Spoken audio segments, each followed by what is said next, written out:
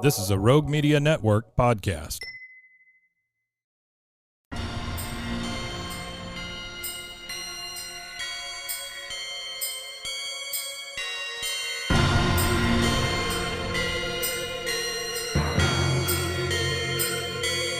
BooBaes!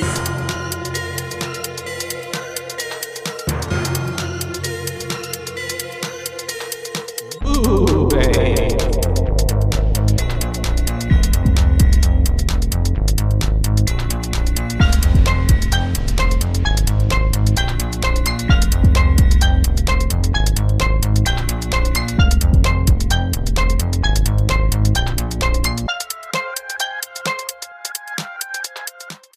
Hi. Hello, and welcome to BooBaes. BooBaes. That's right. We're your hosts. I'm Caitlin. And I'm Joshua. And today we're here to talk to you about a lovely, bloody time. Yeah, a very bloody Valentine. Yes. In honor of Valentine's Day that is just passed. We wanted to cover the 1981 Canadian slasher film directed by George Mahalka and written by John Mahalka is how I was guessing. John Beard. And it is My Bloody Valentine. Yeah. Which is such Starring a Paul Kellman, Lori Halier, and Neil Affleck. I wonder if there's any relation. I know, me too. I saw that and thought, I wonder if I should click on his name. Click and it. then I didn't. Nope. I don't see any relation whatsoever. He's worked as an animation timer and director on The Simpsons and Family Guy. Wait, is he dead? No, he's still alive. Okay. We are basically following it's kind of like your classic 80s vibes type of slasher film, and we follow a group of oversexed and horny they're teenagers, right? Because it's giving like they're 20-year-olds, or they're all drinking beer, so never mind. I don't know. They could, but like the way they were small town life. Yeah, because they were treated like the way they kept calling them like kids and stuff and son. Yeah. I called them kids in my notes, but I think that they're more like in their 20s. Right, like young adults. Yeah. YA. Which is kids to us, because now we're old. That's true.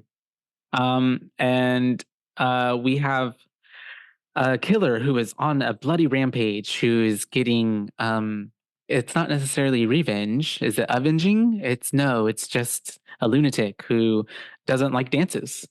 No dances for nobody. No dancing whatsoever. Yeah, very much so. And yeah, is there anything else you want to add before we jump right in? Just that we're back, baby. We are back. Oh yeah, that's right. We've been on a very long hiatus. Yeah, just taking a little creative break. For those of you who don't know, I moved out of Waco and now I live in DFW. Yeah. So now we have to record this cross country. Cross straight? Yeah, cross I-35. And cross I-35. And I'm still in Waco, so we're making it work, but we also have had some life changes as well, and have had a really good, I'd say, time to just kind of refresh and now be excited and ready to like tackle another New Year BooBaes and watching a whole bunch of scary movies. It's quite a list we've got. But yeah, My Bloody Valentine, you want to take us away? Oh, goodness. Can you hear the cats using their litter box? No, I actually couldn't hear. You gave yourself away. I can hear it, and as I'm in my closet, I have to record, and I wanted to try in my closet today to see if it would make less sound than yesterday's. But the cat's litter box is right in the bathroom, because my closet's attached to the guest bathroom. Yeah. And so It's fine. okay. These mics are really good at not, because all yesterday the dogs were barking and you couldn't hear it, could you? No, but I have my headphones attached to the mic, so I can hear myself, and then you're a Oh. little muted Oh, interesting. because I'm Got trying to it. hear what is being picked up, and I'm hearing the scratching of their litter box through the Mm-hmm. headphones. So I don't know if it'll Yeah. pick it up or not. Hopefully not. Anyways, we start off in a mine, We and it do. really just gets right to it. There was no like credits or anything really. I mean, there were some, but Mm-hmm. we got like the whatever film house it was, Mm-hmm. The production company. like yeah, one of those, and then Mm-hmm. it just went right into the movie, and I was like, I'm used to there being like 4 different production companies on things now, Mm-hmm. and there being a whole lot of like to do before the movie even starts, and this one just was like one of them, and then it just went right into it. And I was like, "Oh, okay, Yeah. We're we're here. doing this." We're down under. And it's I wasn't dark. I wasn't ready. I didn't have my notes up and stuff. I was like, "Ah!" I had to You pause had it. no lube whatsoever. Dry bones. Raw Well, dogging it.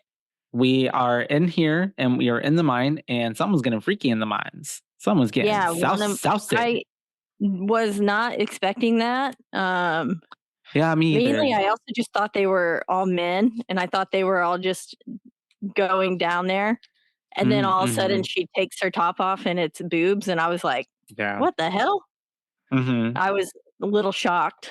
Someone's having some frisky time on company time. Maybe it wasn't even Yeah, company time, but they are having some sexy time down there.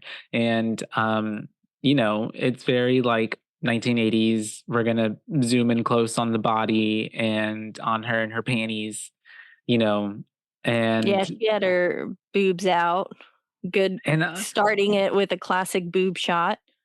and a lot of weird like fondling of the mask and like Yeah, it was very all. sensual, and then the Mm-hmm. way that she was stroking the gas mask was like A bit reminiscent of a penis. yeah, it reminded me of the shower scene in Carrie at the Yeah, beginning, just with just a all the bit, sensual shots. I mean, and the not as noises risque, I and the think. Oh my breathing. god, the What was cats are, that? like, climbing the clothes. Oh,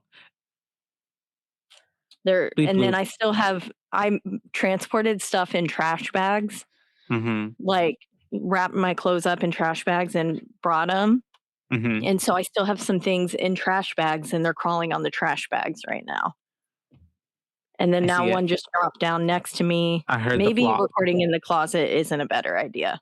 No, I think it was better where you were at the last episode. Should I stop and move? It is up to you. Is it would we need to restart? No, I don't think so. We can just keep going. Yeah, I think it's fine. I think you're Okay. what was that? It sounded like I something like squealed. I don't know. Oh, I maybe didn't that hear was that. me. Anyways, we are getting all sexy and sensual with the mask miner guy, and then out of nowhere, when it seems like they're about to get even hot and heavy, he just snaps and pushes her up against the wall. And I'm assuming there's like something there or something, or Yeah, so earlier whenever he they put the axe she took there. off her top, he put the axe down there, Yeah, got and it. it's a pickaxe, so it's Mm-hmm. got a pointy end on the one side. Mm-hmm. And it zoomed in, she had like a little heart tattoo on over her That heart. was cute. Yeah, Mm-hmm. and then he just like apparently the tattoo pissed him off, and that's what it seemed like because he like was like stroking the tattoo, and then he was just like yeah, and kills her. Yeah. Um, but yeah, he had Mm-hmm. pushed her up against the back of that pickaxe. I think it's called a pickaxe, right? I think. It is, yeah. And she starts to let out her very well practiced screen, what's it called? Screen queen screen? Screen Scream? queen Oh, scream. say that 6 Say times. that. Screen. Yeah. I cannot. I can't even say it one time. And so, and then immediately it just cuts to title card, and it's My Bloody Valentine. And I really like this title for a Yeah, I did movie. too. I It is thought the such a title good card title. placement was good, Oh yeah. like where it happened and stuff. Mm-hmm. And then I think I liked how it like bled. I thought Mm-hmm. that was pretty cool. I liked the font, even though it's pretty like I don't know, like rudimentary font. Yeah, it's nothing too like fancy or anything, but it really have had a good effect. Yeah, I liked it. So we're back in a noisy mine. They're saying that methane's going to blow everything up someday. I thought that was going to have more Bigger. like, yeah, I Mhm. thought that was foreshadowing. Well, because Like, also, well, that's now, right? That's right now. That's our gang right now. yeah, There was already an explosion, like in the past. So it's the way yeah, that they're saying it as if like it's a hypothetical, like as if it hasn't already happened again. That's what struck me as odd. yeah. Because I was like, didn't we just see like the whole like an explosion in the beginning? Or no, well, I mean, we see it later, but yeah. But they tell you how 20 years ago there was an explosion. Yeah. Yeah. And But yeah, yes. they're being real chill about it. And I'm like, no, I mean, I feel like everyone knows that being in a mine is a very dangerous thing. Yeah, Hunger Games. Come on now. Yeah. But then basically we're in the showers, we're showering up, and all the I like men this are, scene. yeah, because it's a bunch of naked men. It's a bunch No, of I'm just guys in their birthday suits, showering up, lathering, horsing around. You know what I'm saying? throwing soap Yep, they at were each other. Can actually. you imagine getting hit in the face with a bar of soap? That would They're fucking really hurt. hard. Yeah, Yeah, they especially are. don't It'd be people like put getting bars like of a well, hockey puck to the face. isn't that like how people who put like butter in socks or like, sticks of butter or like a bar of soap in a sock and then you're like, Smack people with it. mm-hmm. Um And so there is this talk of one of the guys basically bringing up that TJ and Axel have like the same love interests, and she used to be with TJ, but now she's with Axel. But then TJ's like, "Man, I don't care," but like obviously cares Yeah. because he leaves immediately. They mention it, and I was like, I couldn't really tell who Axel was in the shower just Yeah. because there was so much happening and there were so many men in the shower.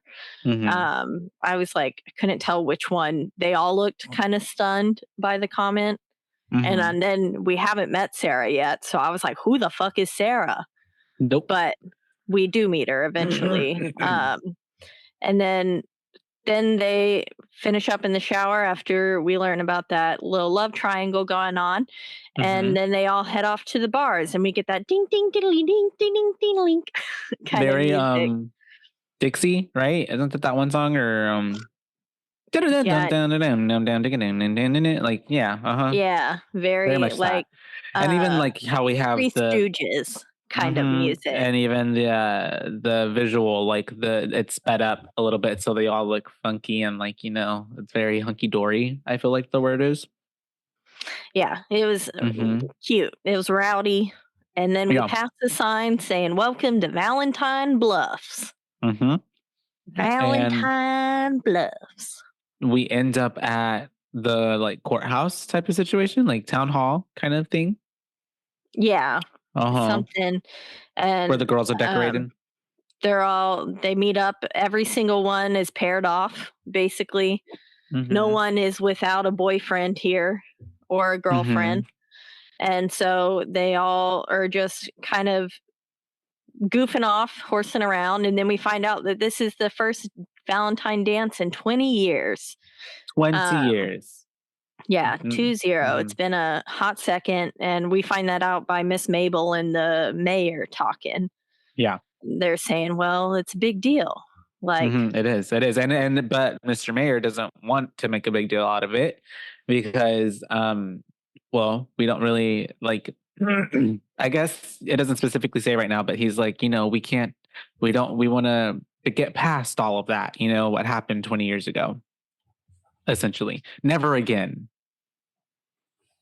And so we have her and him talking as they're walking into the building, and we have all of the girls decorating, and the guys are talking to them. We, like you said, all that's going on, and then they walk in, and then the mayor has that interaction with TJ, and that's when we find out that that's his son.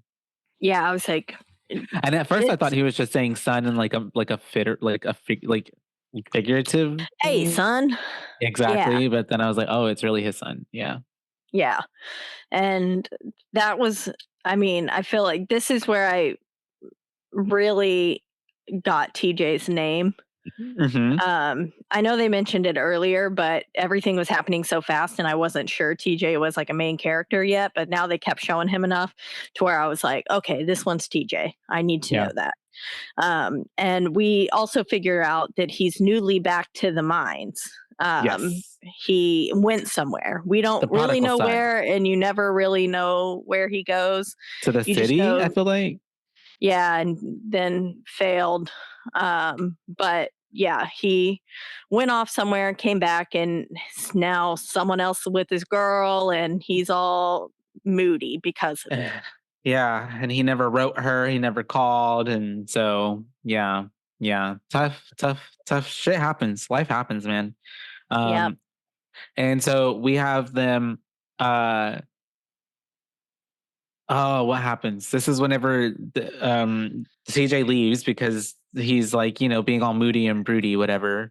Yeah, because he was just so blatantly staring at Sarah and Axel. And, because they were being all lovey-dovey through the ladder and stuff. Yeah. And then he gets pretty pissed off and goes off. And then I think it was Howard. Yeah. Or someone, one of the goofballs who it comes, or maybe the guy who had the split open head because they scared Mabel and the mayor whenever they opened the door, and the guy was like all bloody and stuff. Yeah. And I think it might have been him, but he was like, oh yeah, Mr. Mayor, someone left this here for you, and gives him this big Valentine heart shape. It looks like a box of chocolates. It does. Yeah. Looks like a very cute, sincere gift from someone, and it's almost Valentine's Day, so it's just the perfect time. Yeah. And he's like, oh, did you do this, Mabel? Like, was this your doing? And then he like looks at the chief, the sheriff, and the sheriff's like, no, not me. But it was just funny how he looked at him. And then he was like, well, I know it's not my wife because she's got me on some sort of diet. Yeah. Is what he said. But yeah, then he gets into the car with the chief, and we are going to actually open the box now, and we find that it is a anatomical heart. It's a real heart. Somebody's heart's been carved out of their chest. It happens. And I'm assuming it's homegirl from the beginning. Yeah, I'm pretty sure it is. Yeah. Because which also... Because they later on say that it was a young girl who was like in her 30s or something. So yeah, I guess you can assume it was her. Yeah, because nobody else is missing up to this point or anything like that. And we have them freaking out. And then he's like, it can't be happening again. And we have the chief like kind of pulling over, turning a siren on and pulling around, and this random dog that just starts chasing the car. Yeah, the dog was like, wah, wah, wah, wah. I don't paid actor. And then we are at the job well. We are at the bar. But yeah, so they rush off back to the main area, and then we flash to the bartender, and he is basically the harbinger of doom. That's what I wrote down in my notes. That's what I wrote down too.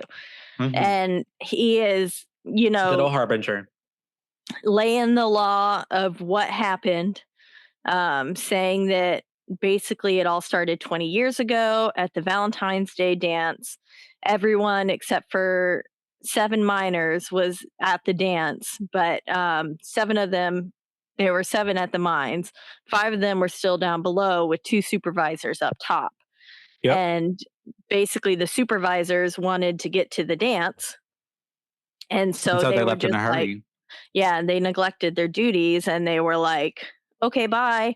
And then an explosion happens because they left before checking the methane levels, and the men were buried alive, all except for one man who was named Harry. Harry Warden. Harry Warden. And he then goes to spend the next year in a like institution. Careful with your words. Yeah. Just kidding. And then basically it reminded me of Michael Myers. Mm-hmm. And but he comes back, and then after a year comes back out the Valentine's Day dance 1 year later, or just a year later, and then kills the 2 supervisors and rips out their hearts. Yep. And It's then, pretty like you said, Michael Myers, it gives exactly that. Even the way it was kind of like shot a little bit. yeah, it definitely did remind me of it. There probably was a little inspiration parallel. And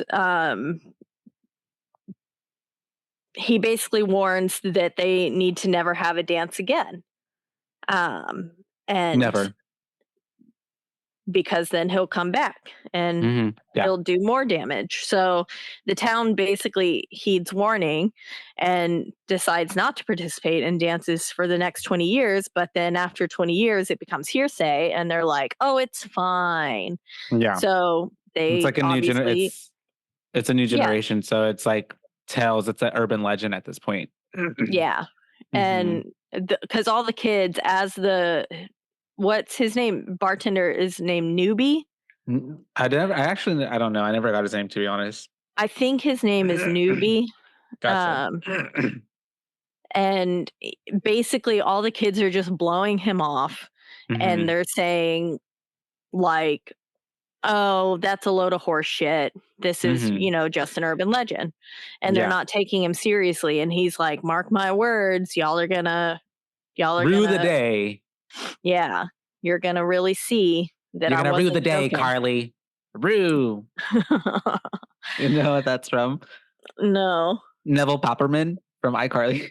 Oh, I figured it was maybe iCarly because of Carly, and I was like, I don't know any other characters that are named from Carly. That show?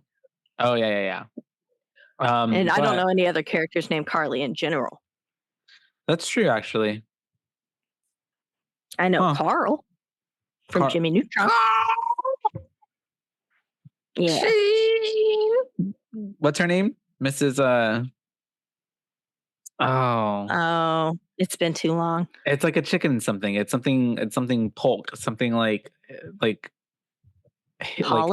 poultry related. But anyways, we are having dinner with the mayor and the chief. They're on a date.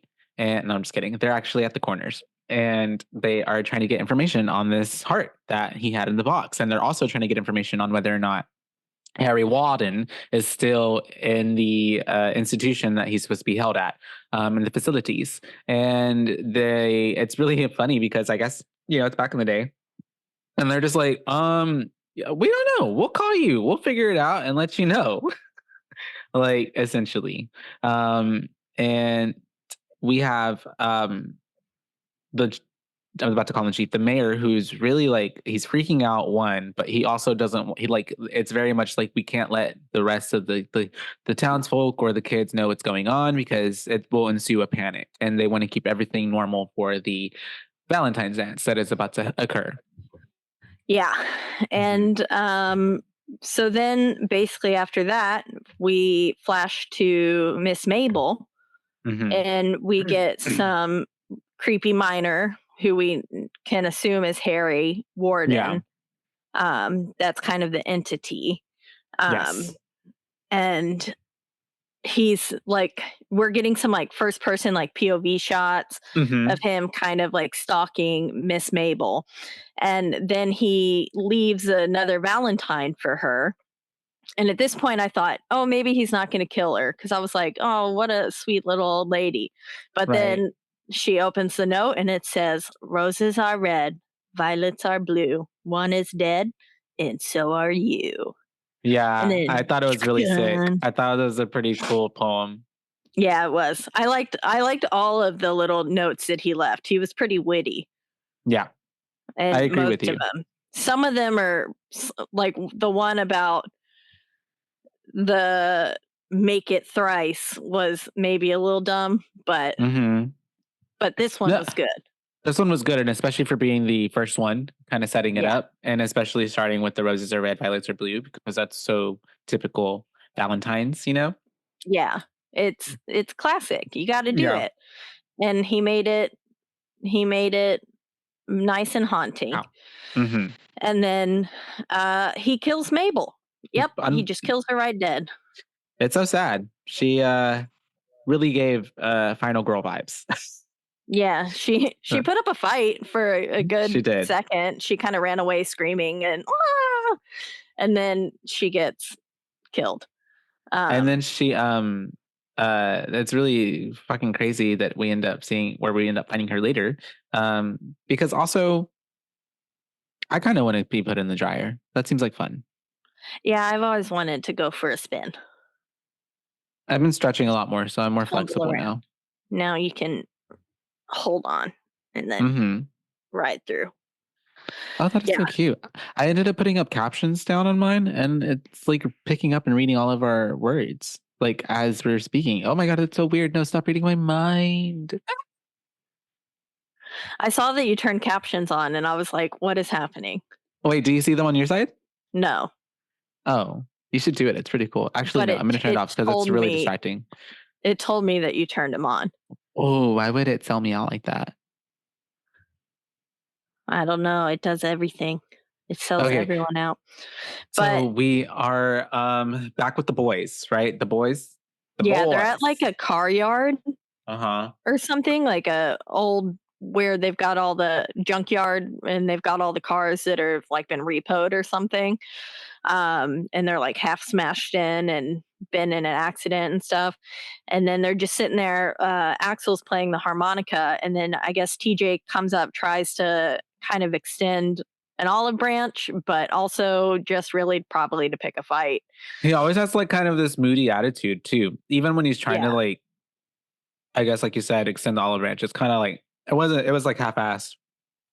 Yeah, it was like mom held his hand and told him to go apologize, and then he didn't actually mean it. Yeah.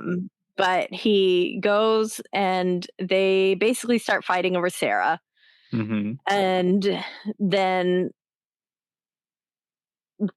my notes go to they've got no records on Harry somehow. Yeah, because they just have that little moment and they're talking about it and they're skerfuffling over Sarah.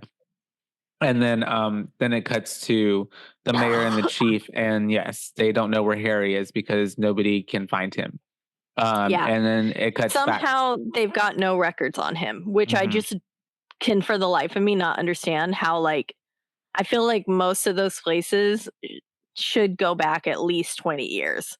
Yeah. Like and he only died 5 years ago. So it's like, why I don't know. that we found out. Sorry, I just spoiled everything for y'all.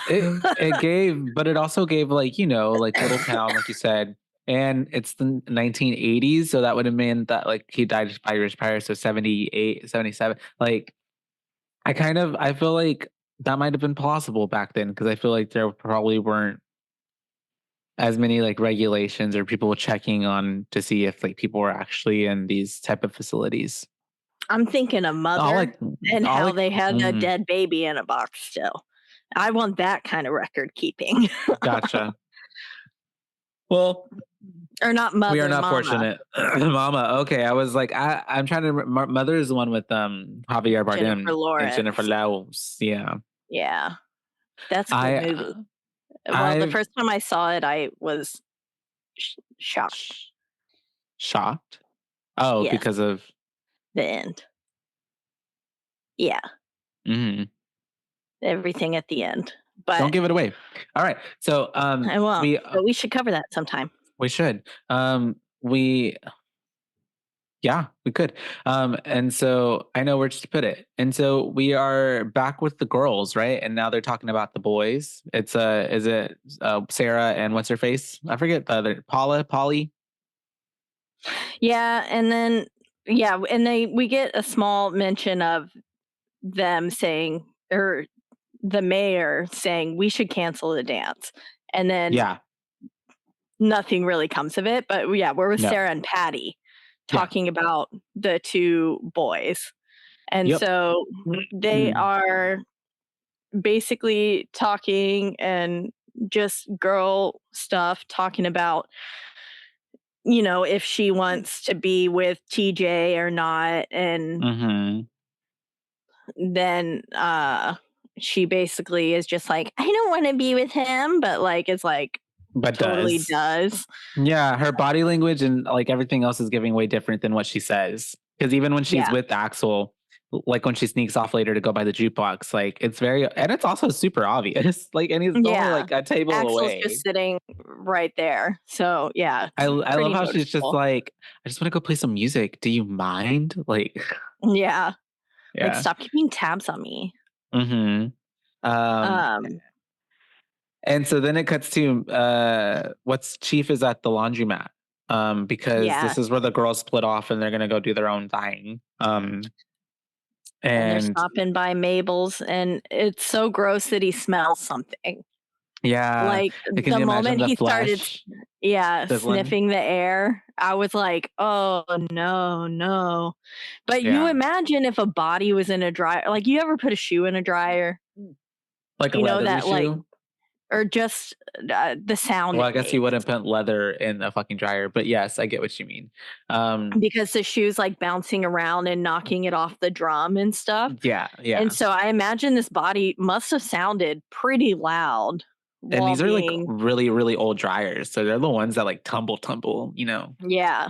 Yeah. But that's wild. I guess he didn't think anything of it. For movie's sake, we'll just, because this is a pretty epic death that she has, and putting her in the dryer was hardcore as fuck. So we'll let them have it. But I imagine it would have been really noisy.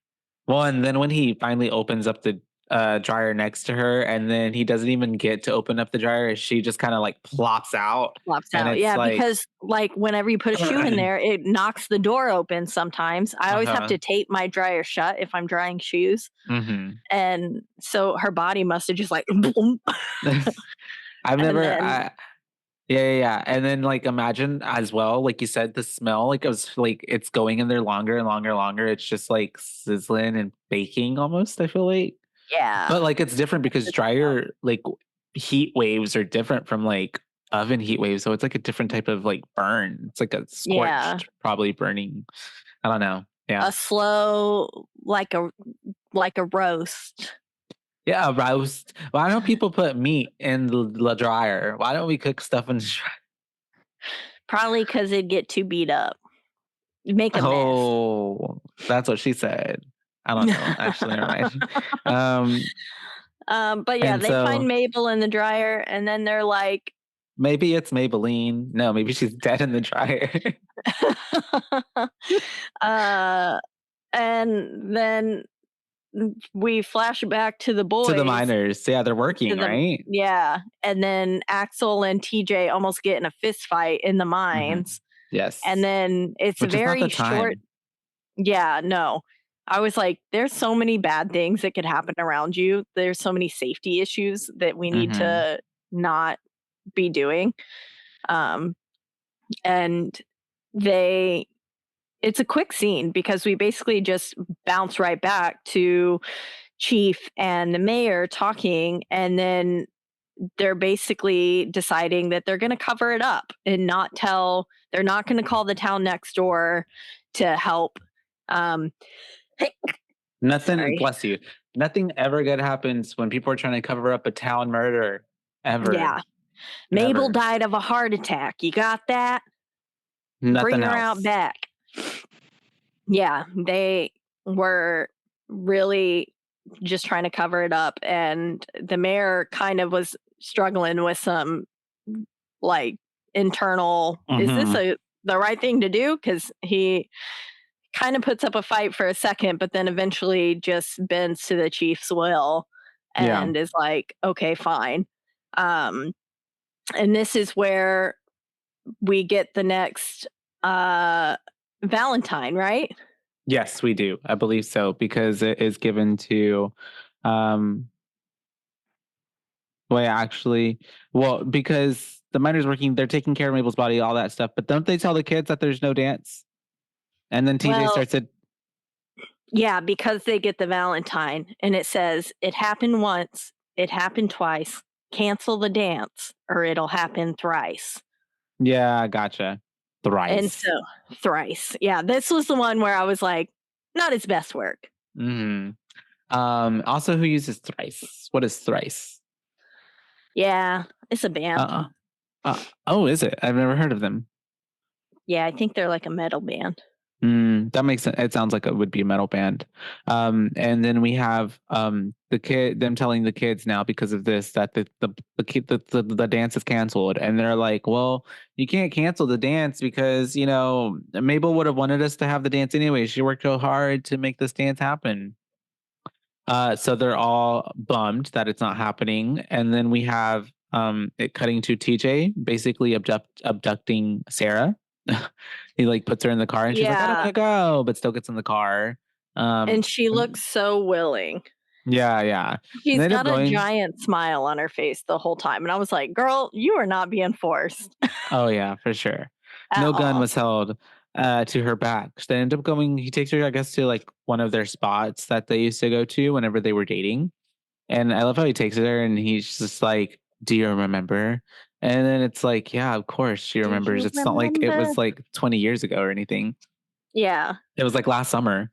They probably did it there. It gave me vibes that they did it. Oh, yeah, they could have. So we have TJ and Sarah talking about like how, he didn't write and she was really disappointed. And so, of course, she had to move on because she wasn't just going to wait for him. Why would he have expected that? And then he's like, well, I failed and I didn't want to I didn't have anything basically to offer to you. And he felt embarrassed, I guess, and shamed by not being successful in wherever he went to. And so, and he's which just is a pathetic excuse. Like he could have just written her anyways. Like I feel like he just left and it feels like he left and thought that he was going to have better opportunities or something or whatever. And then because it didn't work out is now just falling back on her. Yeah, exactly. Yeah. Yeah. And so she's not having any of it. She's just kind of like, I don't want to be with either of you at this point. I think she kind of mentions or something like that, or makes a comment towards that. But he's trying his darndest. And she's really like you said earlier, like she went with him very willingly, so she's not like really playing that hard to get. Yeah. And then we have them kissing, canoodling. Yep. And I was like, oh, she's still with Axel. That's pretty bad. Yeah. And then we end up back at the bar and Axel's like, have you seen Sarah, to TJ? And he's like, it wasn't my turn to watch over her. Yeah. And we just got a bunch of macho sass bullshit. Yeah, sass going on. Because then we cut Chief to is named Newbie. Gotcha. Chief Newbie. Yeah. Yeah, as I don't remember getting the bartender's name, but we do have Sarah now she's walking home and it's dark and she's being followed. We get like POVs from someone walking around her. And then we have her that very being freaked out and it's, she's looking over her shoulder and then the chief pops up out of nowhere in front of her with a flashlight and freaks her out. But of course we thought it was Harry Warden at this point in his miner's outfit with the flashlight on its head. And yeah, it was pretty scary. And the music was so suggestive. It built it up.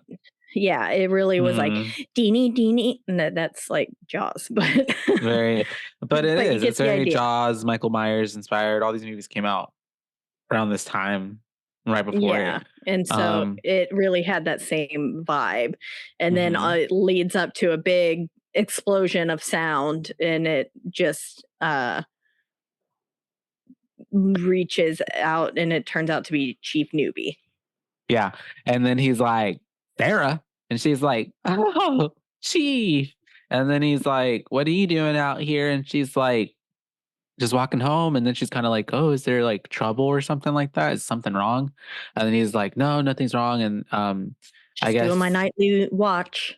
And I guess that's just kind of like their interaction. And then we get back to the kids, and they're talking about throwing the party in the mines, at the mines. And that's whenever we have our bartender spitting facts. And he's like trying to, once again warn them, like, y'all, be careful what y'all are talking about. Be careful what you mess around with, because it's nothing to be playing around with. Yeah, y'all mark my words. Harry Warden's gonna get all y'all. And also, I'm sorry, but having a party in a mine just sounds dumb. It doesn't sound well. I mean, I would want to go down into the mine to see it. Okay, see, yes. Like whenever they were getting into the carts, whenever they were getting into the carts, half of me was like, "This is really stupid," but half of me was like, I would go down there, honestly. Yeah, I would too. Yeah. I would want to explore it. Yeah. But I thought I at first thought they were literally suggesting to have the party down in the mines. In the mines, yeah. And I didn't realize that their rec house and everything was like in which that makes sense. Yeah. Yeah. And I thought they had a pool table down in the mine, like they brought it down, because that's some like at one point in my life, my brothers and I were really into like forts and clubhouses, and we spent like a week digging out this giant hole so we could build an underground clubhouse. I bet your parents were so pleased. Rained, and well, they let us do it. They gave us some like wood to like reinforce the walls, but then it rained and it got flooded. Yeah. Oh, that sucks. Yeah. It really sucked. I can only imagine. We did build one fort that was like halfway on a tree, and then it had this like, we used a papasan chair, so those like rounded wicker chairs, and we made it as like this sun roof. So we had like a skylight dome that was this chair, and then the rest of it was like wood and stuff. Like we nailed it together and stuff, made like this like tree house thing. Yeah, that's really cool. It just was on the ground. It was like attached to a tree, but not in the tree. Oh, got it. I've always wanted to build a tree house or have a tree house. So much work that goes into it. It's so meticulous, and so like you have to like get dimensions and all that right and everything, and it has to be so secure. Otherwise you fall and die.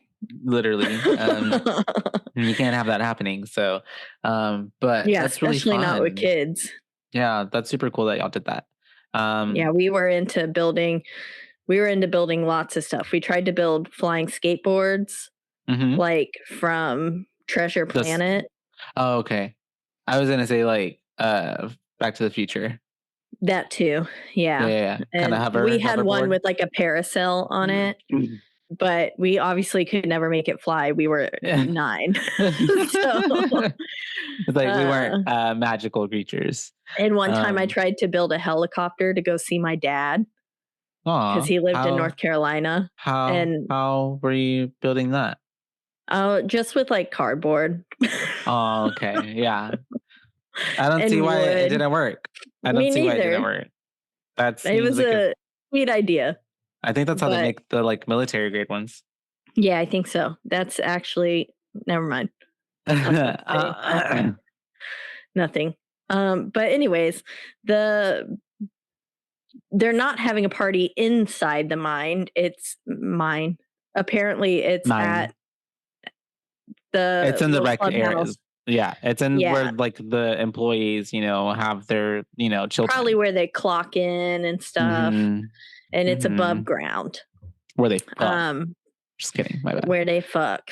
But then the bartender's basically saying, "Don't say I didn't warn you," And then he goes out there and he's going to set a booby trap to basically scare the kids. Titty trap. Yeah. Because he's like, now this is, and he's like, this will treat them to, you spit on Harry Warden's name. Honestly, I don't know why he cares so much, but yes, he is trying to freak them out. And he's so impressed with his work too, because he's just like playing with it. And he's just like, and it's the way that he goes back for that third time to just like look at it again. Yeah, he like opens the door, keeps laughing, and then he's so pleased with his work. Mm-hmm. And then he leaves, but he hears squeaking in it. Yeah. And that would make me hesitant, but this isn't me in this film. Mm-hmm. And so he was also probably drunk, right? Because I think he had alcohol with him whenever he first was starting it. Yeah. That makes sense. I feel like he wouldn't be sober.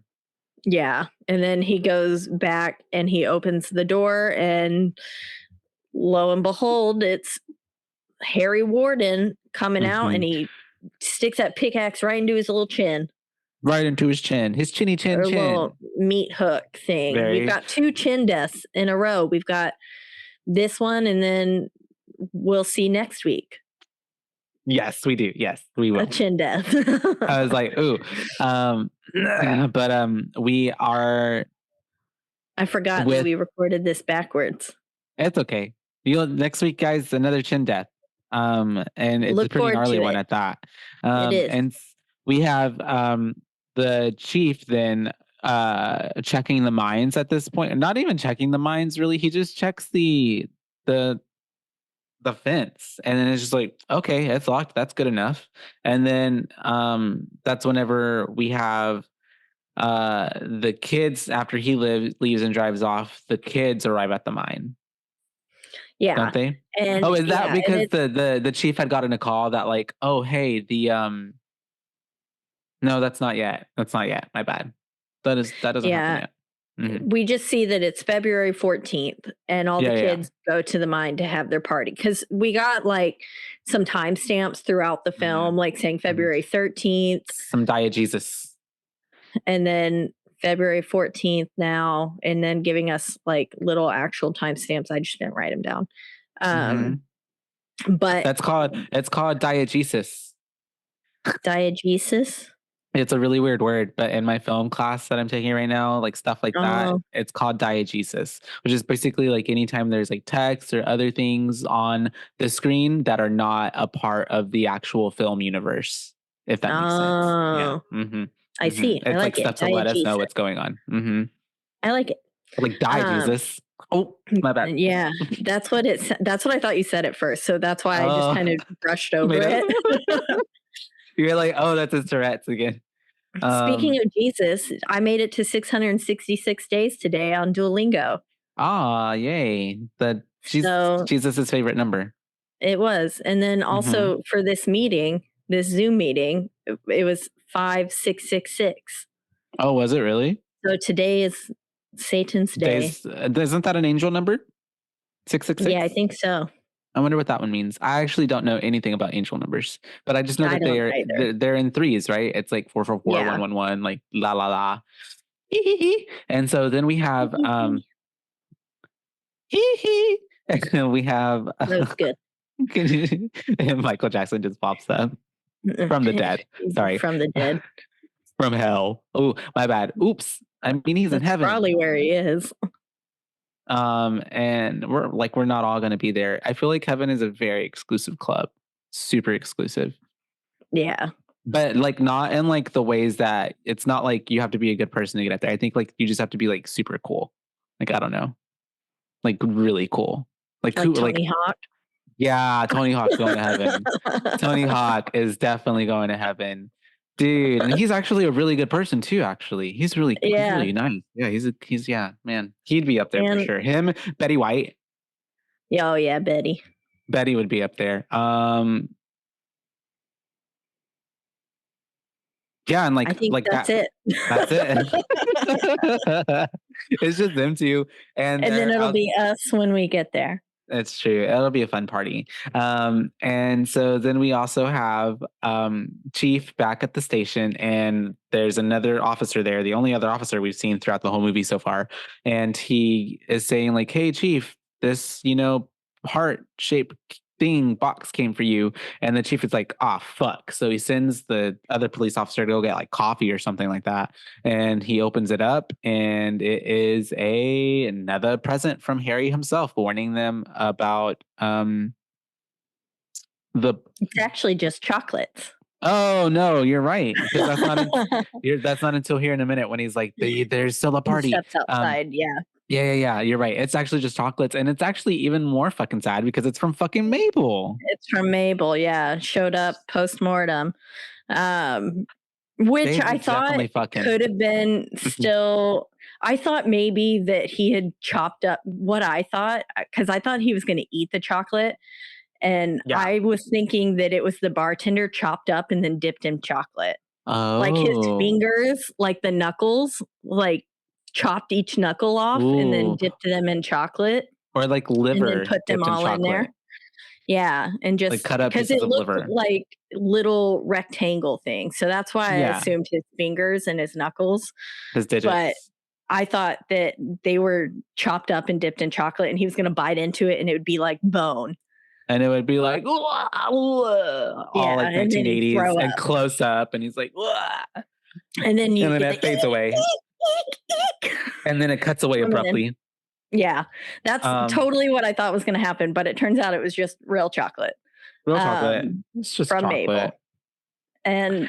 But then this is where we get Babyface Dave. We flash back to the party. And someone calls him Babyface, so I end up calling him Babyface the whole time. Oh, okay. He's gay. Yeah, he looked it. He's very gay. And then he, and he's going to get a hot dog. Yeah. That's the gayest thing you could do. It is. And he's like, I got the munchies. Well, it's even the way that he was like, with the I guess the greasers used to do that back in the day, but like it was very like, metrosexual, if anything. But he is in the kitchen. He's trying to get a hot dog from the hot dog pot that's boiling. But then fucking Harry Warden shows up behind him and just starts pushing his head down into the hot dogs. And it's funny because at first it's almost like he's like being like, oh, who's that? Yeah, because he's like, it's kind of kinky. Yeah. But gets then he grabbed from behind. Pushes all of his head all the way in. And I thought that, literally, I actually thought like, that's why I even thought like, man, this is a for sure like subtle like choice. Like they're being funny. I feel like that, like this is a very gayish character. And then they have him going to get hot dogs, and then he's getting his head pushed down as someone would giving head. Two hot dogs. So yeah. And poor thing though, that's a really like getting your face basically boiled away. Like, and also, how do you die? Do you just like pass out from complete shock first and then your body dies? I feel like, and then also you would probably drown. Oh, I totally forgot about the water aspect, but like that's crazy to me. Like that's horrible. Yeah, shit. But I imagine shock has got to get you in there at some point. Right? Because I'm like, at some point it's like, because it's so hot. Because you don't pass out when you're getting drowned. But I can only imagine that if it's boiling hot, you're like, there's no way. And you're like intaking that into your lungs and stuff too. Ouchie. I'm going to look that up after the show. But we have finally, we have it's the bartender's body right at the doorsteps of the police station or whatever. And we get the note that says, you didn't stop the party. Yeah, I think it was just a little Valentine, because we see the bartender later. Okay. But I think it was just a little Valentine that was covered in, I think it had his blood all over it. And he says, yeah, you didn't stop the party, written on it, on the bloody Valentine. It was because it was covered in blood. Roll credits. And then he's like, what party, basically? I love how he's like screaming it out as well. And then we flash back to the kids, and Howard is drinking beer through his nose, which I have done. Have you ever done that? No, can't say that I would like to do that. On the first episode of my old podcast, What's Your Excuse? I talked about how as a kid I used to drink soda through my nose. Why would you do that? I liked the way it tickled. It would bubble up in your cavity, sinus cavity, and then it would like go in one nostril and come out the other. Well, I mean, I've had stuff go up my nose because of like you inhale a drink or something. At like sometimes, like, and that's never pleasurable though. That's never been pleasurable. I just thought it was fun. I thought it was a funny feeling, and a cool party trick, and so I would do that. Is that what you were doing at the parties while you were getting fucked up at 9? Yeah. Yep. And then I also would snort like Lucas salt. Caitlin. Like, so beer salt. So I'm pretty sure that's why I have a deviated septum now.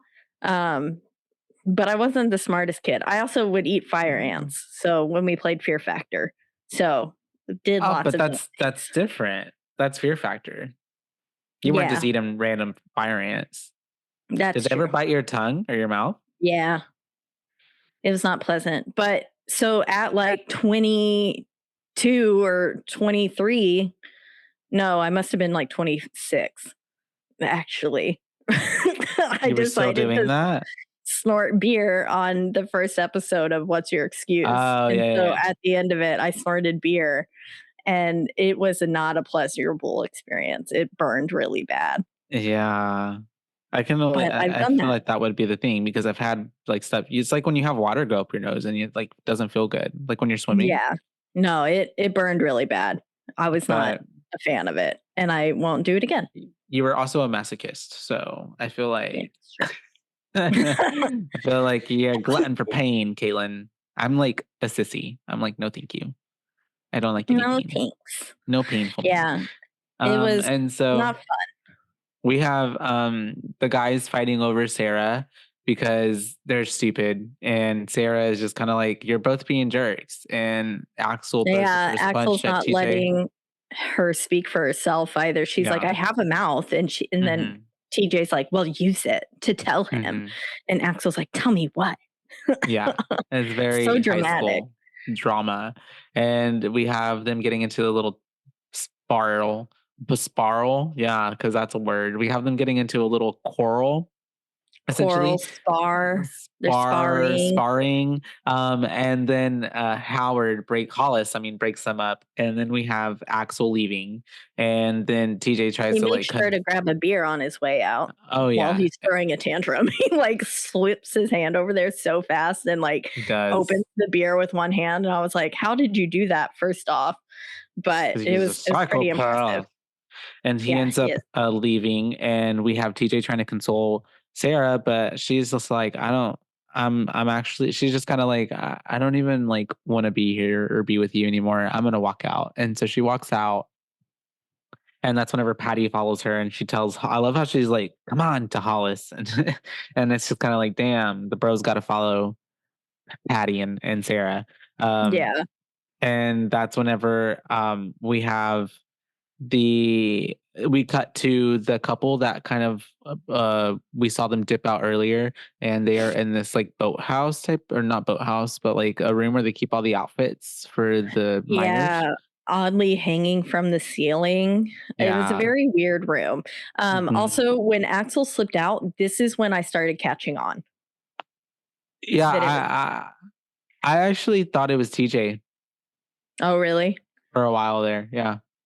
I could see that. TJ had crazy eyes. Well, because like he had gone away and then he came back, and so and I think that's what they probably wanted us to think. I never once thought it was TJ. For some reason, Axel just gave me those vibes, and the moment he stepped out and like started banging his head on the wall, I was like, "That's dramatic. He's the killer." That's crazy. Yeah. And then eventually, Well, let me tell you, I've done that before. I have also slammed my head onto a kitchen counter and like almost broke my nose, and then passed out in my own blood. I think that's why you have a deviated septum. Yeah, I don't think that it was the snorting. I think that because you get a deviated septum from like blunt trauma. Like, but I was told I had a deviated septum. Well, I think the deviated septum could be from my years of color guard and being hit in the face. Yeah, because I have one too, but I didn't have one prior until I ran into a tree. That tree. Yeah. But this is where I started catching on that Axel wasn't Axel isn't who he says he is. Actually, he really is, but he's doing things that he shouldn't be. Yes. And but we're with that couple doing it on the bench underneath a bunch of weird hanging clothes. But she wants beer. Yeah, she wants beer. So John, or whatever his name is, gets up to be good. Get up and gets the beer and leaves her there, which I was like, well, that's not a good sign. And then we flash back to the hot dog room, and we've got two girls gossiping over which guys they like, and they find a boiled heart, but they don't know what it is, but it looks like a little heart that's been boiled. It was like gray. It was disgusting looking. Boiled, yes. And it was very thick as well. It was pretty big. Honestly, it was pretty massive. Big old heart. And then they're like, oh my God. And then this other dude, is it John? It's John. Yeah. He's like, he's grabbing the beer out of the fridge. Must have been Howard. And then you can see fucking Dave's body in there. Yeah, baby face in the fridge with his face melted off. And he's just in there, and they miss him because he's looking away as he grabs the beer from the fridge. And it was just perfect timing that he didn't actually look where his hand was grabbing. Yeah. Because then he would have seen him. But then we flash back to where Sylvia is. That's the couple who is doing it. And all the showers are turning on. I called her Purple Shirt until they said, Sylvia's dead. And then Sylvia. I was like, oh, her name's Sylvia. She had a really good, I was like, damn, Sylvia's selling it. She looks scared as fuck. And especially the whole running, and then looking back, type of thing, you know? Yeah.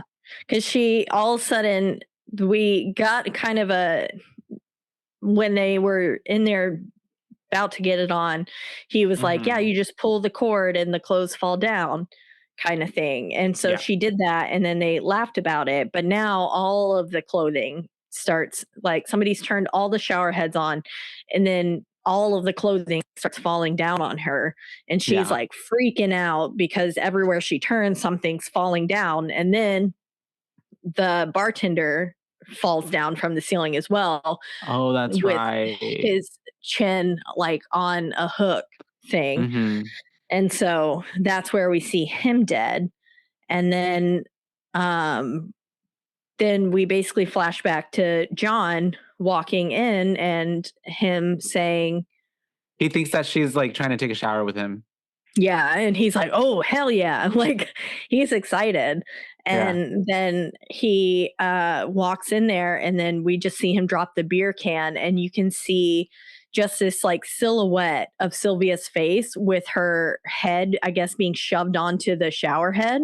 Yeah. And the water was coming from her mouth, which I thought was fucking awesome. I wish we could have seen more of that or seen it happen, but I want there to be a remake. I know there is another one that's 2009 or something like that, but it doesn't necessarily go to the same beat as this one. I want a complete remake, but where we actually get to see these deaths, because I feel like they'd be so cool to see now. Yeah. And actually get to see Mabel get thrown into the fucking dryer, still alive basically, and then shot turned of on. Her in the dryer, literally, and she's just yeah. Yeah. I don't know why I want to see that, but I do. I'm with you, because I thought this death was really fucking gnarly, and I liked it. I was like, this was good. And then we flash back to the whole crew, and they are now suggesting to actually go down into the mine, like we talked about earlier. And TJ tries to stop them, saying, no woman in the mine, kind of thing. And this is why I didn't think it was TJ, because he was here during this moment. It's true. And stuff. And I was like, I feel like it's Axel, because Axel's the one that's been missing the whole time. But yeah, he tries to stop them, and then they end up going into the mine. It looks super fun. It reminds me of Gringotts and stuff, and going all through the bank and on the little cart, and Jack and Daxter or some shit. Yeah, it does. It feels very adventurous. Like, who wouldn't want to go, like we talked about earlier, into the mines? Like, I feel like that would, like, I would want to tell people, hey, I'm going here. If I don't come back in like 2 hours, please check on us.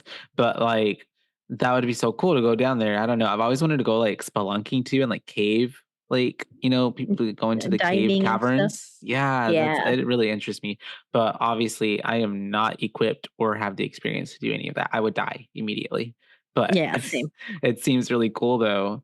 And we have them basically going down into the mines. It's all very fun. This is really great. Yeah, yeah, yeah. But what they don't know is that Harry Warden is out on the loose and some of their friends are already dead.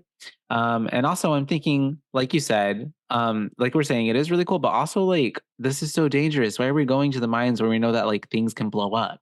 And, like, especially when they look at the abandoned section and yeah, go, let's go in here. yeah. And like, you wouldn't go there in the day because it's unsafe and stuff could collapse on you, stuff could explode. And then Let they're alone the like, night. yeah, to go in there with only one of them one couple had the lamp. Yeah. And then Hollis had the headlamp on, but there was no one else had a light source. No. Yeah. And so, like, when no one's fully equipped, like, why would you go into this part of the mine? Because they're horny kids, young adults. All they're thinking about is having a good time and sex. Because immediately we have Mike and Harriet trying to break off to go do the deed. Yep. And Howard hears something behind them. Yeah. Howard already is like, it's probably some rats. And follows up behind him. And then, Mike and Harriet split off. And then back up at top on land, they find Babyface Dave and Sylvia. Yeah. John comes back in panicking, saying, like, he looks like he was in complete shock. He was was not taking it well. No, he was doing a good job of acting though. And then a homegirl is screaming because she was like, his face. He's in there. He's in there. And then this is where Axel comes back and he's like, Dave is dead. And then they all start panicking. And then everyone's like, ah! Screaming. And then Axel and TJ join forces to go save Sarah and the others in the mine. Because then they're like, the others are in the mine. And Axel's like, how could you let them go down there? And he was like, and he's like, if they're down there. And then he's like, if anything happens to them, it's on you, essentially. Yeah, trying to shift that blame because it's his fault. Yeah. And then we flash back down to the mine, and now they're in the oldest part of the mine. So he was like, this part of the mine was built in like the 1800s. And I was like, yeah, y'all do not need to be down there. For real. But they're down there, and then Howard like comes down from the rafters and scares them, which I imagine would have been a pretty good little jump scare. I was paying attention to my notes, so it didn't get me. But I imagined that's what it was there for, and it probably got some people. Yeah. But I feel you on that. And then we cut to Mike and Harriet, and they're in a whole separate section where they branched off earlier, and they are making out. Yep. And they're laying down, and then you can tell that they're being watched. Like, members of this down there are being watched. We're getting kind of those first person POV shots where you can see that that's happening. And then this is where they're coming back down the corridor, and Harry starts coming behind them, shattering all the lights. Yep. And I love how they're like, Howard is like, I hear something, and then Hollis is just like, oh, it's nothing, or it's rats. And then it obviously does not. It's very like, it sounds like glass shattering. Yeah. Yeah. It's not. It's not a rat. It's not a rat. But oh well, I guess you're scared, and that's logic for you. But then we're back with the chief, and the kids. They roll up Blondie with John and someone else roll up, and they tell the chief what happened. They're like, Sylvia and Dave are dead. We had a party, blah blah blah, and he basically is like, okay, get back in your car. And then he gets in his car, immediately radios for backup, and is like, okay, we got to shut this down. Yeah. And then they finally meet up with TJ back down in the mines. It's a lot of flashing back and forth from what's happening in the mines to what's happening up top. And they meet up back with TJ, and he's telling them basically, Dave and Sylvia are dead. We need to get the fuck out of here. Mm-hmm. And then they're all like, what? But then they immediately split up to find Michael and Harriet. And I was like, no. Because TJ goes to look for Mike and Harriet, right? Yeah. Oh. And Hollis goes off as well, and they leave the girls with Howard. That's right. Yeah. And I was like, this is a bad idea. Yeah. From the get. Howard does not seem reliable in the slightest. And once again, we have movies back to back where people are splitting up where they probably should not split up. Exactly. You're supposed to stay together as a unit. Yeah. Splitting up, always a bad idea. And so then someone finds them dead. I'm not sure if it was Hollis or if it was TJ. I think it was Hollis, because no one comes back to tell, like, no one tells them the others are dead. That Mike and Harriet are dead. Yeah. Yeah. So I think it was Hollis. And then as he's sitting there looking at the dead body, then Hollis gets shot in the head with a nail gun. Yep. And then this reminded me of Final Destination 3. Mm-hmm. I wonder if they watched this and that's where they got the inspo from. They did. It was. They went into the future and then what? No, I don't know. You mean Final Destination 3? Yeah. They might have. I'm not sure. I'll probably have to look it up. But I mean, I feel like they're also different enough that it might have been its own idea. You know what I mean? Especially because in Final Destination 3, they work in a hardware store. So that just kind of makes sense. But yeah, I'm not sure. We'd have to ask. But even if it wasn't, I'm sure they'd just be like, "Oh yeah, it totally is. It's paying homage." Like, because right when it's like My Bloody Valentine, to a classic. Yeah. But he gets shot in the head with a nail gun, and then he comes around the corner and falls down dead right in front of Patty and Sarah and Howard. She loses her ever-loving shit. Patty is not handling it well. She really loved him, I guess. Yeah, because she was like all over his little dead body, like cupping his head and stuff. And then we see the person coming down the hallway, and we're like, it's time to go. And Howard's like, bye, bitches. He leaves them. Yeah. And then Axel shows up, which made me again be like, this is awful convenient. Because he was just, the Harry Warden was just right there. Yeah. And then all of a sudden it's Axel. And then, so I was like, Oh, and even right before this, she had to slap Patty. And even the slap didn't bring her out of it. Yeah. Patty. Yeah. Like she was still immobile. Like she could not. She still didn't even really react. She was just like, I'm not going anywhere. Yeah. And I was like, girl, Patty, get up. It's time to run, like right now. But then Axel finds them successfully. They finally get Patty up and they drag him off. And then I was like, Patty's about to get them all killed in this instant. Like, come on. And then this is where they're coming around the corner and we see someone approaching from the other side, and you're like, oh God, is that Harry Warden? And fucking Axel. Yeah, Axel just smacks the shit out of TJ with a giant log. Like a log? Yeah, it was a log. Yeah, it was like a big log thing. But yeah, that's what happens there. Yes. And then TJ's like, what's the matter with you? You're going to kill me. And he's like, well, yeah, because we're on defense mode. Yeah, we're scared. And then the chief arrives to the scene at the mines with like all of the police people. Oh, no, not yet. It's just him at this point. Excuse me. And that's whenever the kiddos are trying to get out of the mines, but they end up coming to is it where the carts are or not? It's like a different area and they can't get out. Yeah, And take the it's thing to the go up. elevator. Yeah. There's like a little elevator and the control panel was smashed. So they were stuck. So they decided to climb that big ladder to get them out. And fucking goddamn it, Patty.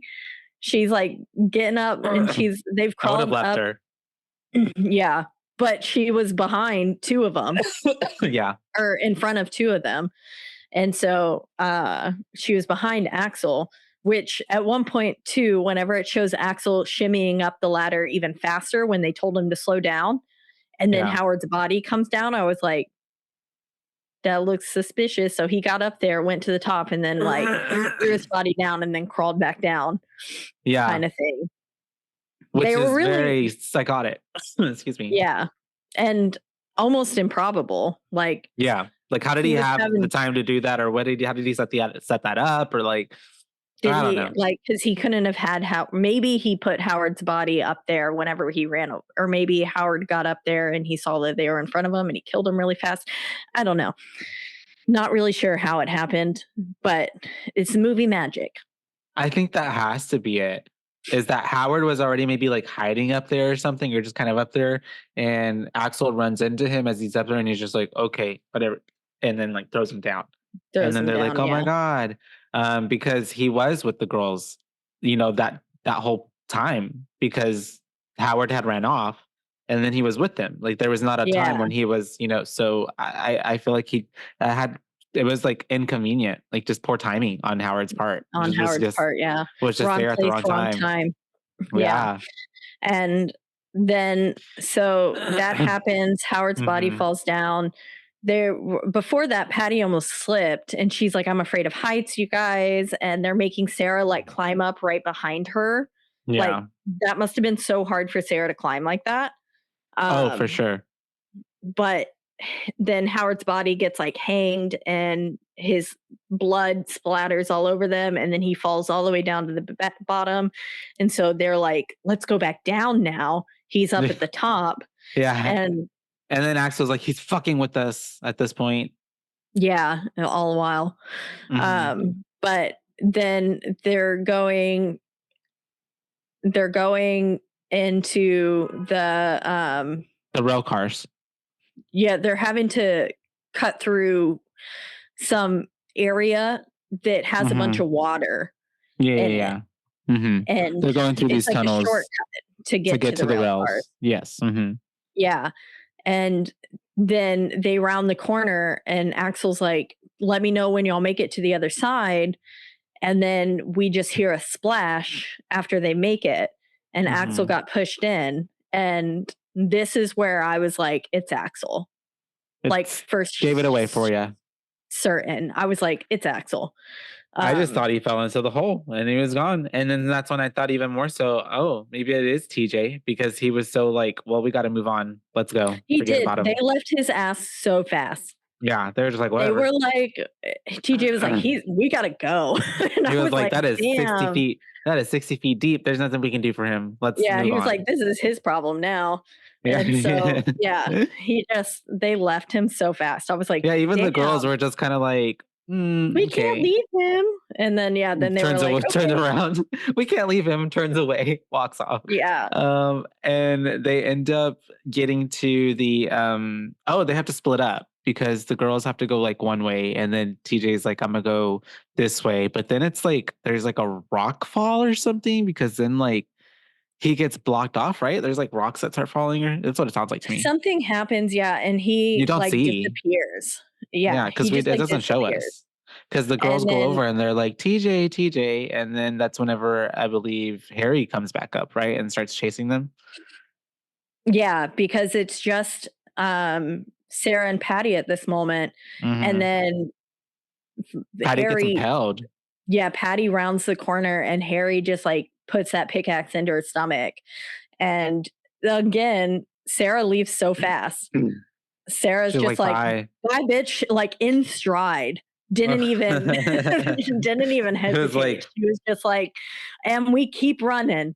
which is like, honestly, that's hopefully what I would do too, because that's Sarah's what a good gets final you girl. safe. Yeah. Mhm. And so that's what you would want to hope to do, but damn, it's a little heartless. And then TJ, she runs into TJ, and Mhm. then this is where we've got the chief now up top with the whole town, basically. It was Yes. he had when he called for backup, he called for The backup. backup. Oh, right. They It was came. like the county. Yeah, they were all there. Yeah, maybe he did ring up the next town over and stuff too. And then they That's whenever we have Harry on the rail car. They get into the rail cars, but then like Harry is behind, like, on jumps on and is like right behind him, TJ and Sarah. And then we end up having this like and Sarah fight. just stared at him for the longest time as she was what's his face? TJ was fiddling with the remote. Yeah. Like he was walking up and Sarah just stared at him, and I was like, say something, Jesus Christ, like what are you doing? At this point, I don't know if she had been like in flight mode the whole time, but she like froze in this moment. Yeah, she did. And yeah, but then they're on that rail car, like you said, and they're fighting with a little axe. Harry has his axe, and then they've got a shovel looking thing. Very much a shovel, and they're going back and forth. It's very much giving like boom, boom. Oh, you can't see what I'm doing. Okay, but they're giving highs and lows because it's like, oh my gosh, is something? Is TJ gonna get fucking stabbed by the pickaxe? Because honestly, too, that's such a hard weapon to defend against, even with the shovel. You know what I mean? Because it's like, yeah, from both ends, especially. And so we have them. Yeah, I imagine further. getting hit with an axe would like, and look, his name is Axel.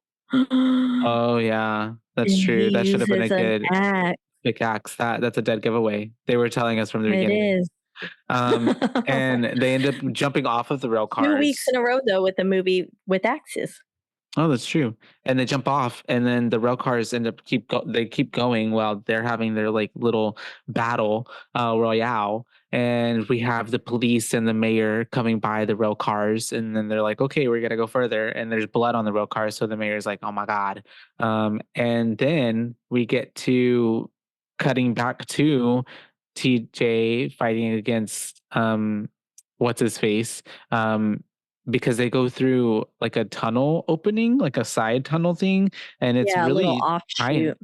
It's really tiny as well. And I'm also thinking as like Harry is like um Axel at this point. Anyways, Axel is just throwing that pickaxe around. I'm thinking like, man, he's gonna get them buried alive in there because they're like destroying like all of like the columns and stuff and all the Yeah, he wood was that's taking keeping down things all up. the walls and stuff, Yeah. like just shattering them. And that's how Sarah is able to pick up the rock, which that was a big ass rock. And I She's was like, damn, strong. Sarah must lift some weights because she chunks that rock and it hits Axel. And I was like, hell yeah. Or it hits Harry, and then she rips off his mask, and lo and behold, it was Axel.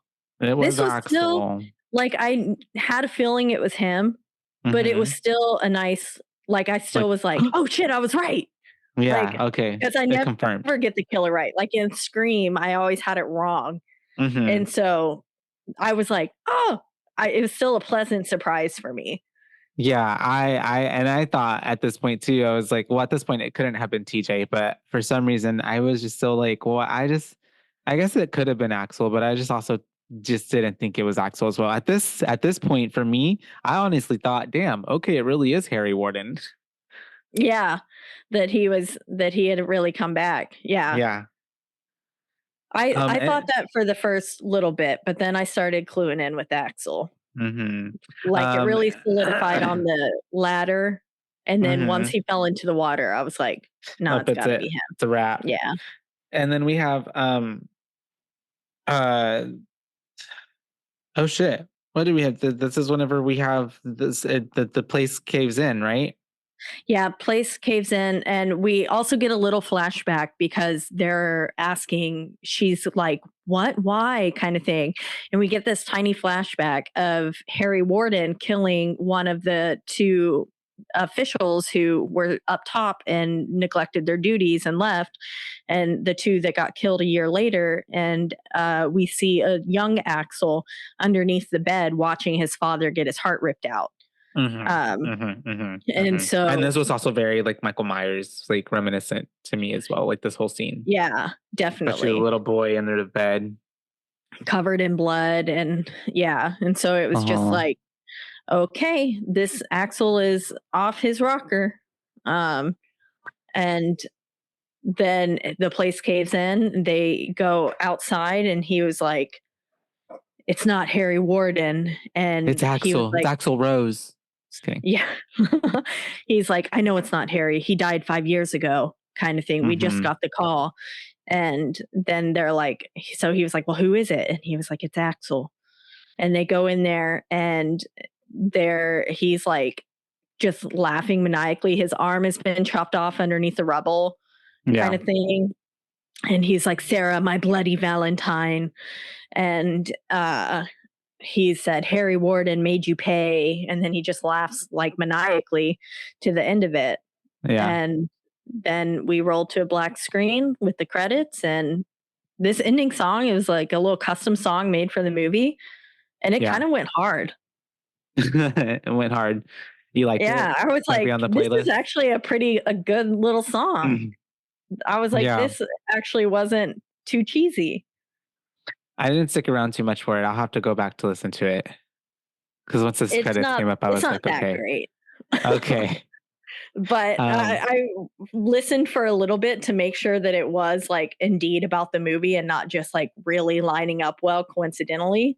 And I was like, oh no, this is about the movie, and it's basically telling you the whole story of what had transpired. Yeah. Yeah. It was pretty always cool when things do that as well. But yeah, that's 1981's My Bloody Valentine. My Bloody Valentine. I think I actually really enjoyed it. I thought it was a pretty good like slasher and like 1980s film. I thought the kills were pretty creative, to be honest. Even though we didn't get to see them, I thought they were really creative, and I thought that they I liked how a lot of the film too was like it's at nighttime, so a lot of the shots are kind of dark, and the way they set up the lighting, especially when they're in the mine too. It was almost hard to see it on my TV. I needed to adjust my darkness levels and stuff. Yeah. And so I enjoyed the story. I thought it was pretty cool. I mean, very we've seen that before. Maybe this is kind of the beginning of someone who is mentally unstable, I guess, or not all there is like gone away, and now they're back and they're gonna terrorize, I guess, or create havoc. Although I'm glad we can come a long way and now know that like mental illness and a bunch of other things are real, and like people go through shit. But I liked that played into it, but then it ended up being not even Harry, and it ended up being Axel, because that was a really good twist on it, and still kept it related to like how we had the information of everything that happened, and the only thing we were missing was that there was a little boy there that witnessed everything that happened, and that was Axel. And I thought that I don't know, I really like the title. I think My Bloody Valentine, like that was just really cool, like to make a movie that kind of centered around horror, but also Valentine's Day. And I like that the town was like all about Valentine's, and it was like Valentine's Bluffs, right? Is that what it was called? Yeah, Valentine Bluff. And I would have to give it a solid. Oh man. People are probably gonna think I'm gonna give it a 4. Like I know, that's where I am like too. Mike said he didn't like it, and I think there weren't like too many great ratings that I saw, but like I really enjoyed it. I thought it was pretty good. I thought it was I liked really it solid. I like the also, characters. yeah, they really like even fuck, what was his name that got the nail gun to the head? Or Howard Hollis. Hollis? Yeah. Like Hollis or Howard, like I feel like you still got enough emotional connection to their characters. So like even when their deaths happened, you were like, oh shit, that's kind of sad. And like Yeah. showing Patty grieving over him and stuff really humanized her. And then, I mean, just to have her picked off and then it had to be taken in stride. But I thought all the characters did a good job of like the acting was solid from everyone. And I thought they did a good job of having like again the having some emotional connection to them. So I really liked that. I liked the title, like you said, and I liked the title card a lot. And I think the deaths were probably what made me give this film a 4. Like I thought the dryer scene was super creative, and then the shower head scene was my other favorite one. I really like those 2 deaths. The others weren't as creative, but still they were pretty cool. And you got, I mean, for a slasher, it gave you lots of deaths. I mean, you didn't see too much blood. You didn't see too much happen. Like, I wouldn't mind seeing a remake where they did basically a shot for shot, but then actually showed a little bit more of the gory details. But overall, I think it was a really solid film. And I love Valentine's Day. It's one of my favorites. And mainly because red's my favorite. Red and pink are my favorite colors. So I really like Valentine's Day. So to have a whole thing centered around, I thought the whole shots and everything that they were getting, like their decorations were also cute. I again liked that it was also Valentine Bluff and that they make such a big deal about their Valentine's Day dances and stuff. I really liked that we got the like Valentine's things with like the blood and the notes, the creepy notes and all that. Like, that's a really smart way to use the holiday and like make it horror. Yeah, because they definitely didn't. I feel like a lot of horror films like that are centered around a holiday kind of lose the aspect of the holiday within the film. But this one did a good job of maintaining it throughout the entirety of the film. And even like it being like the crux of it is being like you can't have a Valentine's Day dance and they're having the dance. Yeah. Yeah. I thought that was just really well done. Because I wonder if like too like does Harry not give a shit if they have like a Halloween dance or like a Christmas dance? Like it's just like it's just only specifically Valentine's. Like it just can't be Valentine's. That's all. Yeah. I guess like, because they have it the day after and it doesn't like and just not call it a Valentine's Day dance. Like I wonder where the line when Galentine's came into play and now they have it the day before and it's Galentine's dance. Technically they're not breaking the rules. I'm ready for fun facts. Okay. It says in an interview with terrortrap.com, director George Mahaka said that the shooting location at Sydney Mines, Nova Scotia, was chosen because of its rustic atmosphere and just how kind of dingy it was in appearance. It looked like a mining town. However, when the locals found out that the movie was to be shot there, they decided to spend $50,000 to have the mine painted and clean. And this was, of course, diminish the reason that the production wanted the location to begin with. And so Mahalka said that $75,000 of the film's budget was used to then return the mine to its original state for shooting. That's crazy. At that point, I would have just chose a different mine. But the town spent $50,000 to, is that what you just said? To make it nice? Spent $50,000 to clean up the mine. And then he had to spend $75,000 worth of his budget to return the mine to its original state. That feels like some failed communication there, but yeah. Yeah, exactly. They're like, oh, we can't have our shabby mine shown on television. And meanwhile, he was like, this is why I love it. This is why we're filming here. Yeah. The film was again shot in authentic mines, which were often as much as 900 feet underground. So not 2,000 like they said, but still really deep, and only certain lighting devices could be used in the mines because of the potential danger of methane explosions. That's wild. So that's why a lot of the shots were so So people dark. really could have died. Yeah, that's scary. Mhm. According to the makeup effects artist Thomas R. Berman, one of his gory creations was realistic enough that director George threw up at the sight of it. Oh, wow. Let's see. Uneasy tummy. The filming location of the Sydney mines in Nova Scotia is a small Canadian coal mining town. The area was filled with closed pit mines, bootleg mines, and underground mines, which were shutting down due to economic and environmental issues. And at the time of filming took place. Since then, the mine used as the Hanager mine, called the Princess Colliery mine, in real life has been dismantled, buried, and turned into a park/museum. And then, oh, here we go. The folk ballad that plays over at the ending credits was added by composer Paul Zaza as an afterthought. Zaza. The uncredited singer who, does the vocal for the ballad was Scottish-Canadian tenor John McDermott. Oh, John. I'm just kidding. I don't know. But yeah, that's all the fun facts that I have for you. Wow. I love those. Those are really cool. That was the one that got me was the $50,000 to clean it and then $75,000 to destroy it, essentially. Yeah. I wonder if like the townspeople, they were like, fuck, like we're like, what the fuck? We just wasted $50,000. Yeah. Yep.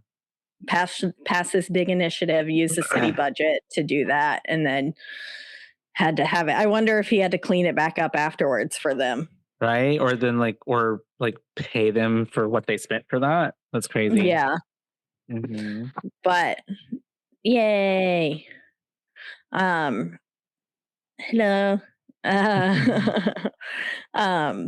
But yeah, that's 1981, My Bloody Valentine. And those are the fun facts. And our Boo ratings, it gets a solid 4 from your BooBaes.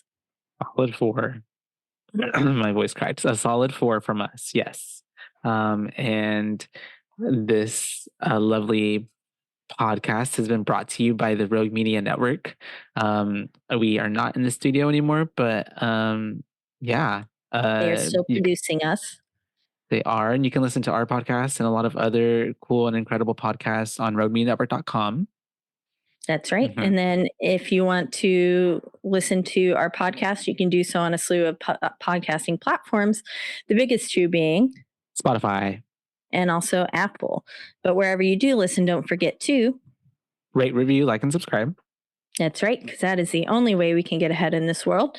And then make sure you tell your friends about us, even though it's not spooky season. It's spooky season all the time with us. So you can watch horror films all the time. And word of mouth is one of the biggest ways we can get out there. So please do that. And leave us a review. And if you want to be ready for the next movie that we're going to review, that'll be The Strangers Pray at Night. You can watch it. Pray at Night. That's right. Where you listen to our episode dropping next week. And then you can talk about it with us. You can talk to us. We won't hear you, but it'll be fun. And then if you want to reach out to us, let us know what your thoughts on Strangers Pray at Night. Or after that, we're going to be covering X. And so Pearl. So if you have thoughts on those films and you want us to read it on the podcast, reach out to us. Let us know your thoughts about them. And you can do that on Instagram at our one social media platform, and that is and on Instagram at BooBaes Podcast, and that's at BOOBAES, because we're your BooBaes, not your BooBabes. And it's been a while since we've done that, hasn't it? Kind of got to get back into the groove of things. We'll figure it out. Because now the whole start of it's messed up because we're not, as always, in the Rogue Media Network studio.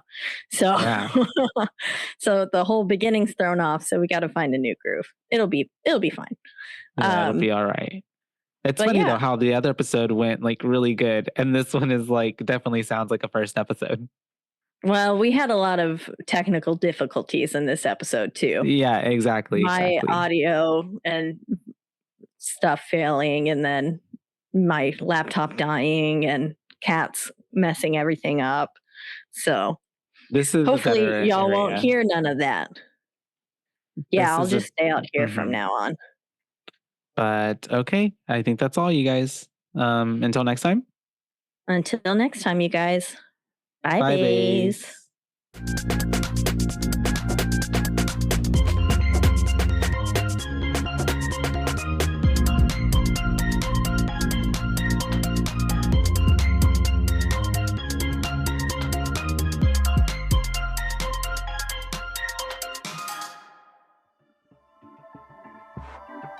This has been a Rogue Media Network production.